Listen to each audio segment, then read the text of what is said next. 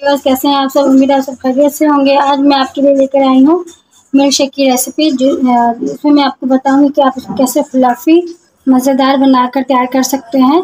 ऐसे long time तक आप मैंगोज़ को सेव करके रख सकते हैं। तो ये चलते हैं अपनी रेसिपी की तरफ। जी बिस्मिल्लाहिर्रहमानिर्रहीम। तो यहाँ पर मैंने ब्लेंडर जग ले लिया है। यहाँ पर मैंने लिए 2 बड़े साइज़ के मैंगो और उनको मैंने अच्छे से पील ऑफ करके उनका पल्प निकाल लिया था और इस तरह से क्यूब की शक्ल में मैंने इनको काट के डीप फ्रीजर में रख दिया था ताकि ये ठंडे हो जाए। तो जितना ठंडा ये आम होगा उतना ही मज़ेदार मिल्क शेक बनकर हमारा रेडी होगा। यहाँ मैं इसमें ऐड कर दूँगी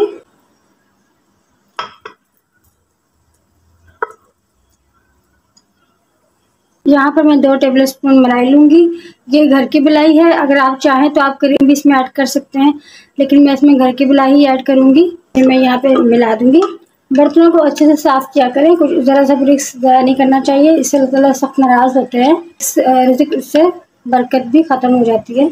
तो मैंने यहाँ पे इसमें मलाई भी ऐड कर दी। मलाई ऐड करने का ये फ़ायदा होता है कि जो हमारे मिल्क शेक का जो टेस्ट होता है वो 2 गुना बढ़ जाता है। और यहाँ पर मैं इसमें अब 3 टेबलस्पून चीनी ऐड कर रही हूँ। आप अपने टेस्ट के अकॉर्डिंग कम से ज़्यादा कर सकते हैं। मिल्क शेक में अक्सर चीनी का इस्तेमाल कम होता है क्योंकि मैंगो है, उसका खुद का टेस्ट भी बहुत ज़्यादा मीठा होता है, तो इसलिए इसमें टेस्ट के हिसाब से आप चीनी डाल सकते हैं। और अब मैं इसमें 2 गिलास दूध ऐड कर दूँगी। देखिए मैंने यह ठंडा दूध लिया था, बॉयल करके मैंने उसको रूम टेम्परेचर पर ठंडा करके और फ्रीजर में दिया था ठंडा होने के लिए। अब मैं इसको अच्छे से कवर करके और 2 मिनट तक अच्छी तरह इसको मैं ब्लेंड करूँगी। तो यहाँ आप देख सकते हैं कि कितना क्रीमी है और कितना फ्लफी बन के तैयार हुआ है। तो यहाँ मैंने इसको 1 मिनट तक अच्छे से ब्लेंड किया था, तो यहाँ 1 मिनट में और इसको अच्छे से ब्लेंड करूँगी। आपको एक स्पून की मदद से दिखाती हूँ कि कितना यम्मी और कितना टेस्टी बन के रेडी हुआ है। यहाँ मैंने इसमें ना आइस क्यूब ऐड किए थे और ना ही मैंने इसमें आइस ऐड की थी। वो इसलिए कि मैंने जो दूध लिया था वो बहुत ज़्यादा ठंडा था, डीप फ्रीजर में था, और जो मेरे मैंगोज़ थे वो भी मैंने बहुत ठंडे किए हुए थे, काट के मैंने उनको डीप फ्रीजर कर दिया था ऊपर।